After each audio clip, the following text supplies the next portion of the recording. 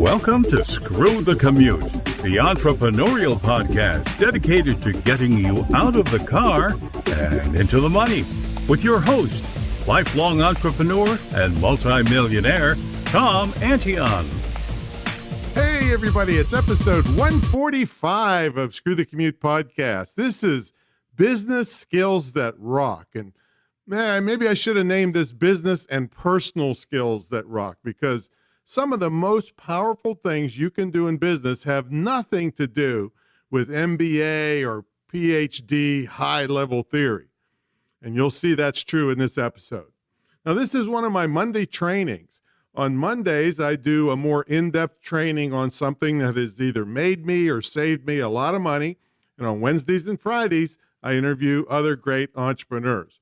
Like I did last week, with episode 144, Ed Rigsby. Ed has raised nearly $700,000 for charity, and it all started at a bar in Canada where Ed and a colleague were drinking and smoking cigars.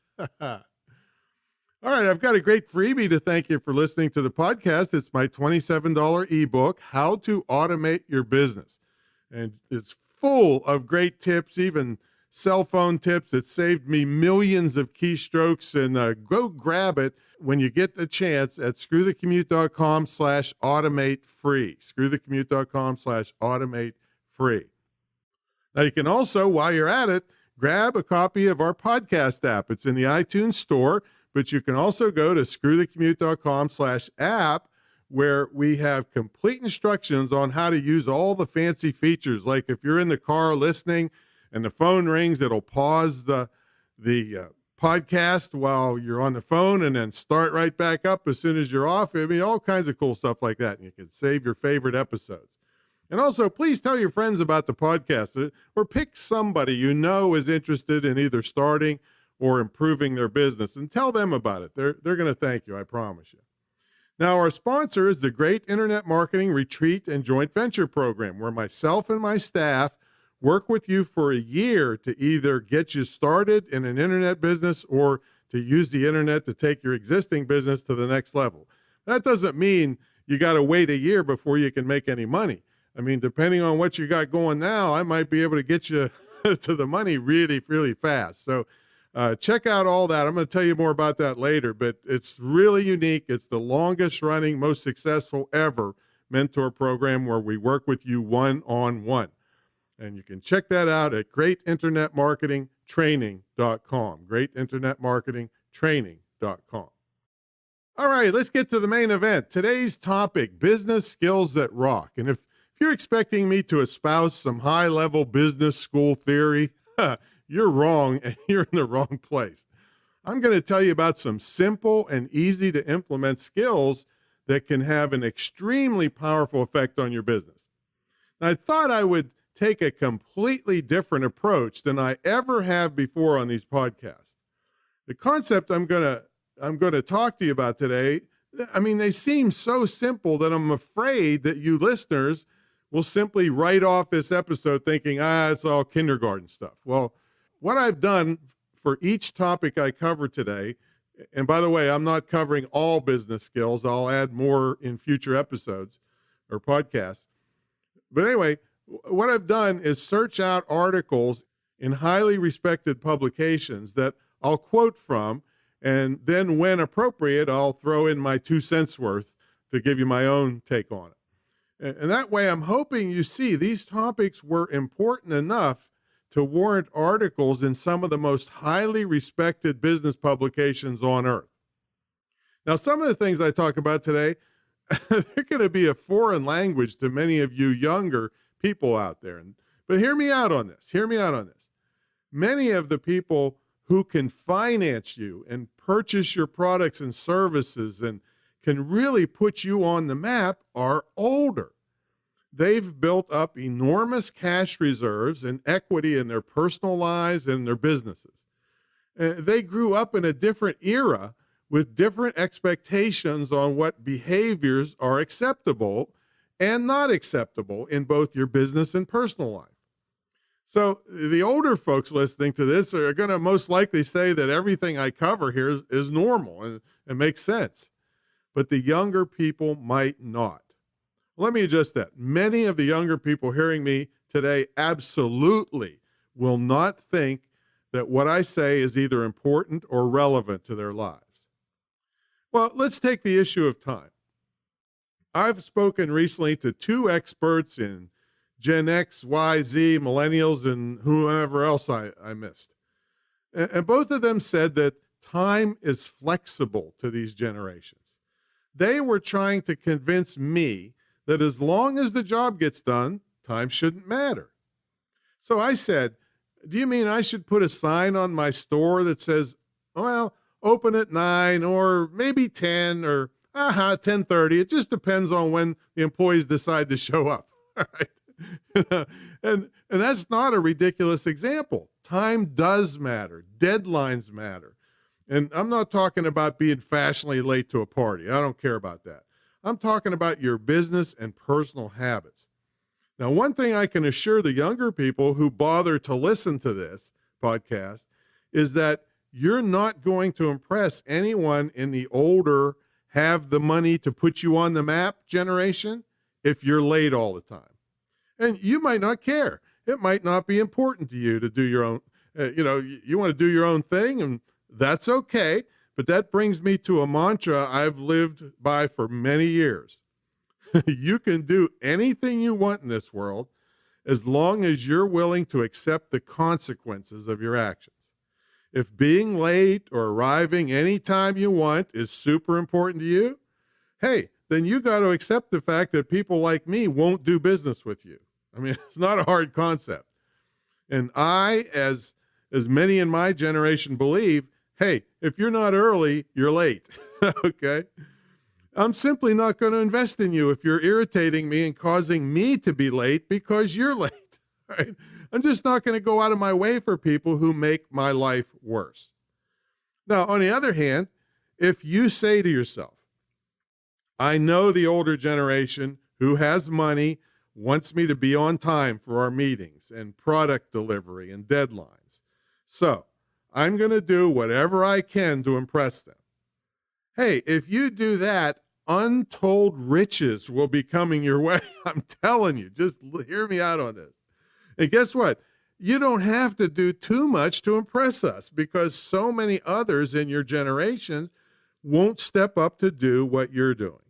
In other words, you can easily stand out in the crowd because most others won't change their ways. I just can't impress upon people enough. If they get the attitude, they're going to cater to those people that can and will do business with them if they dummy up, then their businesses will skyrocket. And another thing, it doesn't even matter if you believe in what you're doing.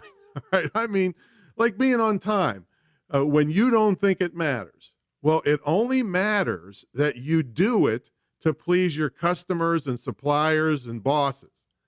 I've had to do lots of things I didn't want to do in my career, and now I don't have to because so many people have given me money for doing those things. And that's not to say I don't believe in many of the tips I'm giving you today. Most of them were ingrained in me since I was a little kid, so they come naturally to me. You may have to stretch a little to do them. I'm just trying to get through to all you business people out there, young and old. Enormous amounts of money and financial freedom can come from doing the simple things I cover in today's episode and more of them in future episodes. All right, I'll get down off my soapbox and let's get going. Oh, heck, how about a little history lesson while we're at it? Okay. Metaphorically, I was on my soapbox and somewhat lecturing people to be on time. Well, in the old days, people would stand on a wooden box, which was used for shipping stuff before cardboard was in use. And they do public speaking on all kinds of topics. So there's a little about being on a soapbox. All right, I digress. All right, let me now get into some of the things I feel are super important and major publications and websites also feel they're super important when running a business. Any one of these ideas could be the making or breaking of your business. And I'm certain you will do way more business in the future than you would have if you implement and work on these ideas. So, in this episode, I'm going to talk about some purely personal, basic skills, and I may as well start with what I was just harping on, punctuality, okay? Now, this quote that I'm going to give you right now is from businessinsider.com, a very highly respected website, and I'll link to all these articles I quote today in the show notes. This is episode 145. So this was from businessinsider.com. If you're habitually late for meetings, if you miss deadlines, if you're often late for work, then you're going to be killing your chances of promotion and even putting yourself in line for dismissal. Now, I'm going to take a sidebar here, because many of you that listen to this may still be working. But what I want you to think is, why do you think someone would fire you if you're late? It's because it's hurting their business. Now, if it was your business, which is what this podcast is about, and a customer complained about one of your employees was late with things all the time that they promised the customer, you'd fire them too. All right, so let's get back to the article. You might be an intelligent, creative person with a ton of skills and experience. Now, in some countries where timekeeping isn't seen as very significant, your lateness wouldn't matter at all. But if you live in the West or work with a number of Western clients, it's really important. Remember, this isn't me talking now. This is quoting from this highly respected website. Because if you're always late, you're giving people the impression that you're disorganized and careless. You can't get yourself together enough to be on time. Another thing you're sending the message, you're self-centered. You're keeping people waiting for you all the time. Listen to this one. You're a liar. You said, I'll email you by Wednesday, and then you didn't get in touch until Friday and didn't even explain the delay. Or listen to this one. You're stupid, or at best, far too optimistic. If traffic was bad as your excuse every morning, people will wonder, why in the heck can't you just plan for it? So that article and all the rest have links in the show notes. Now here's some quotes from Entrepreneur Magazine, very high respected. Some people are chronically late to business meetings. They know that they're doing it, but they still can't seem to stop. Some don't realize that tardiness can come off as rude and unprofessional. They say things like they're overwhelmed, or they have too much on their plate, or the traffic was horrible. None of these are good excuses for being regularly late. So they suggest do a quick self-check. Are you this person?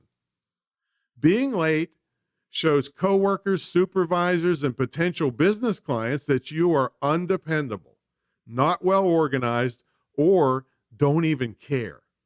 That's from Entrepreneur Magazine. Now, this isn't from a website I've heard of, but if you have a business already, it's an article about improving staff punctuality. This was Zimble, ximble.com. Again, the link's in the show notes. They said that staff punctuality is a critical component of a successful business. This is because managers need to rely on staff members to be at work on time. If managers can't rely on staff members to be on time, then they cannot know for sure that certain work responsibilities will be taken care of. Consistently tardy employees can have a strong negative impact on a business. And because of this, it's a good idea to know how to improve staff punctuality. So they go on to give some great tips for improving. One is rewarding on-time employees, and others punishing latesters, and another one would be to help figure out why an employee is late and see if you can work a way around it. So there's an article you can check out. All right, on to the next topic of handshakes. Now, there was a study reported in the Journal of Personality and Social Psychology. Now, this is a journal published by the American Psychological Association, highly respected. It found that consistent with etiquette and business literature, you've heard some of this stuff before, there is a substantial relation between the features that characterize a firm handshake. And one of it would be strength, the vigor of the handshake, the duration, eye contact, the completeness of the grip. And they all, good stuff in all those categories, make a favorable first impression. That was the APA.org. Now, in another study, Beckman Institute researcher, I think it's Fiorin Dolkos, added that it's not just any handshake that leads to positive feelings, but a particular way of shaking hands, such as firm, confident, yet friendly. So in other words, you're not crushing the person's hand. And these are often promoted as good business practices. And he went on to say, I think it's a he anyway, in a business setting, this is what people are expecting. And those who know these things use them, he said. And not a very long time ago, you could get a loan based on a handshake, and not anymore. So it conveys something very important, very basic. Yet the science underlying this so far has been behind. I mean, now they know things that we used to think of intuitively, but now they're backed with scientific support. That and the links there.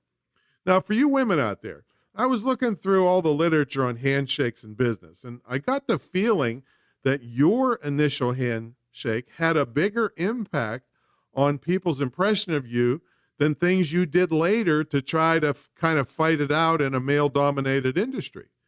So, ladies, check that out. There's literature out there specifically for you. I didn't, like I said, I covered a lot of ground, so I don't have a specific link for you on that.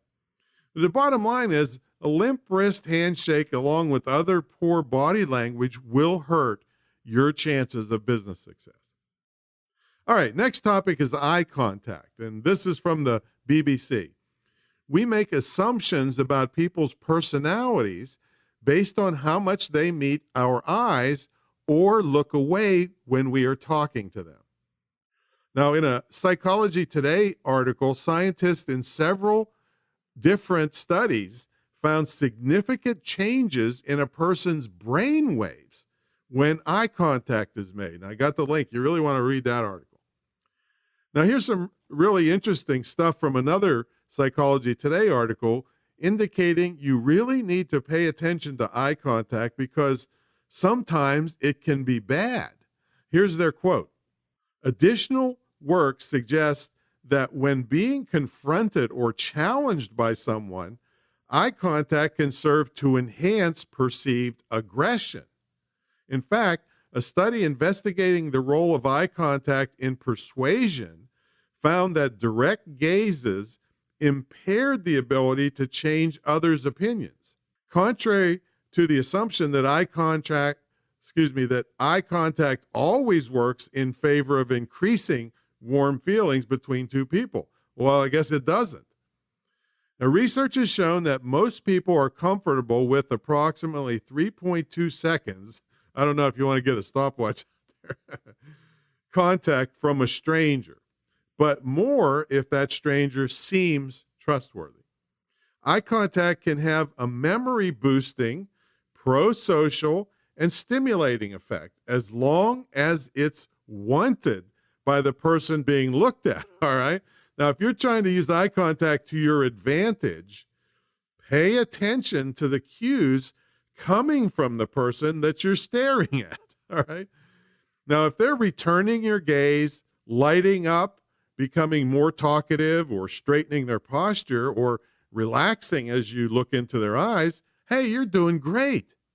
But you got to watch the other side of this. I throw my own comments in the middle of these.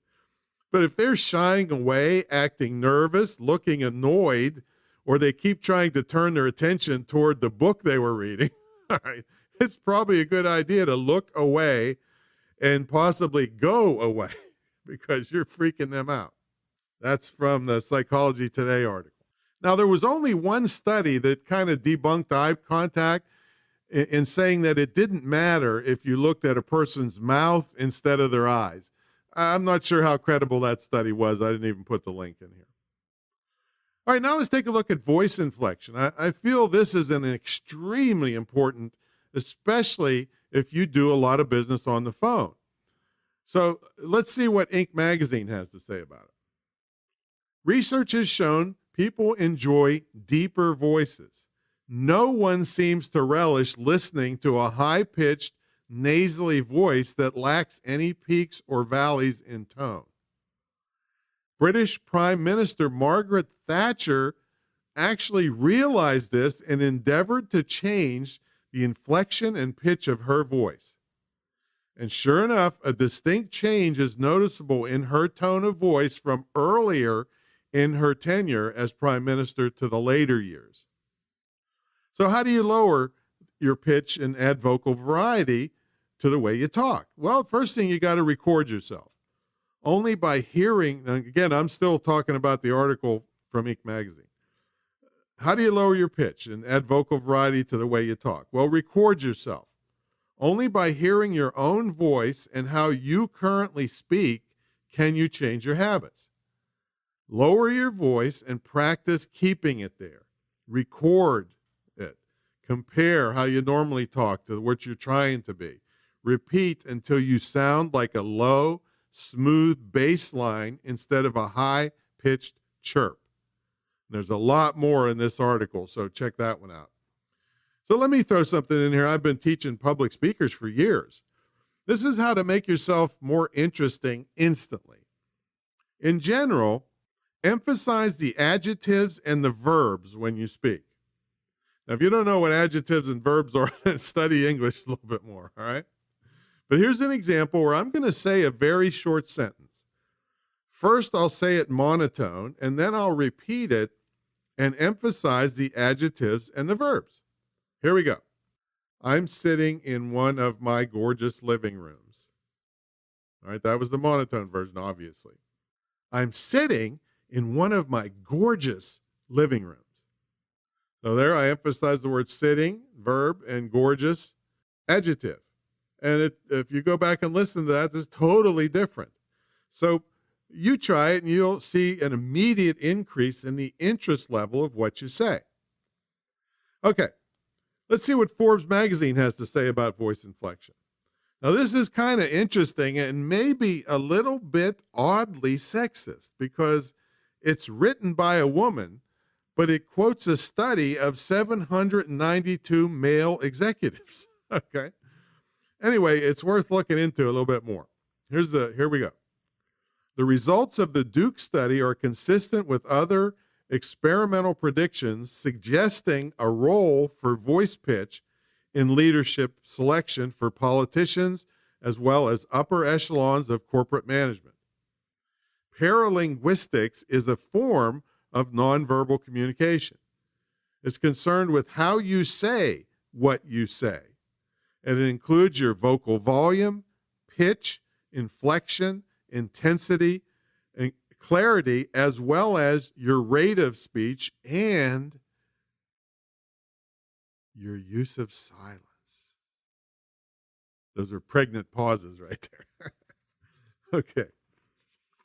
They go on to say paralinguistic cues are important in any conversation, and they are crucial when you want to project authority and leadership.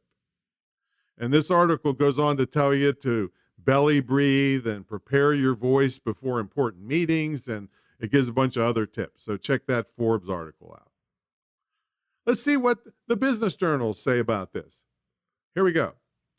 You might look the part and your message might be exactly on point, but if you don't sound like a confident professional, your message will be misunderstood or ignored.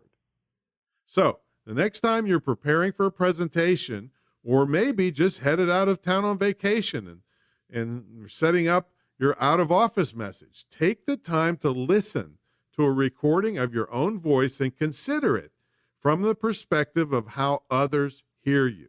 Listen for the following: your tone of voice, your voice inflection, and your volume. That's from the Biz Journals. Now, one other example I'd like to give from a customer service standpoint.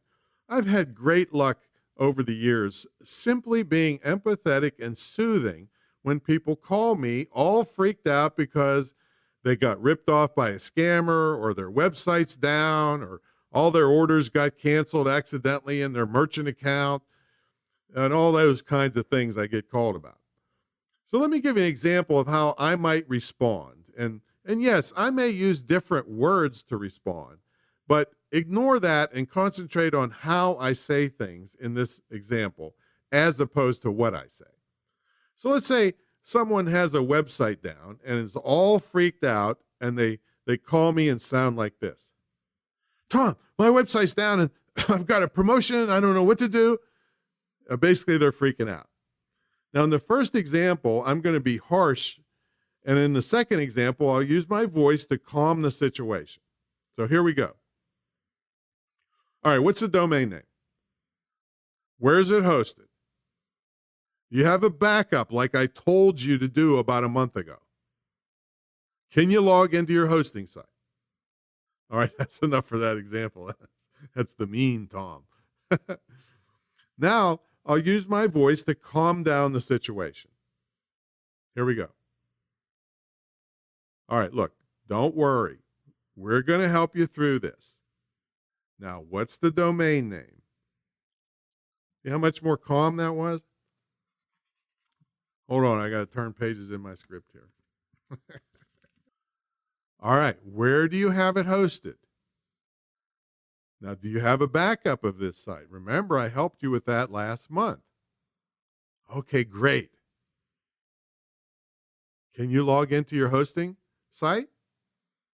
Now, do you see how much better that was than an empathetic, calm voice? Yeah, I used a couple different words in there, but that person is going to feel like, oh, Tom's going to help me. Whew.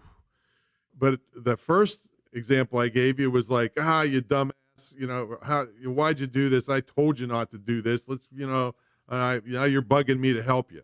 That's the message I'm sending. Well, I don't want to send that message because they're going to be afraid to call me. They're going to fizzle away out of my program and then badmouth me when somebody really asks them, did they like Tom or not? Or was Tom any good? Say, no, this all adds up to your success in the future. All right, let's get to another one here. Smiling.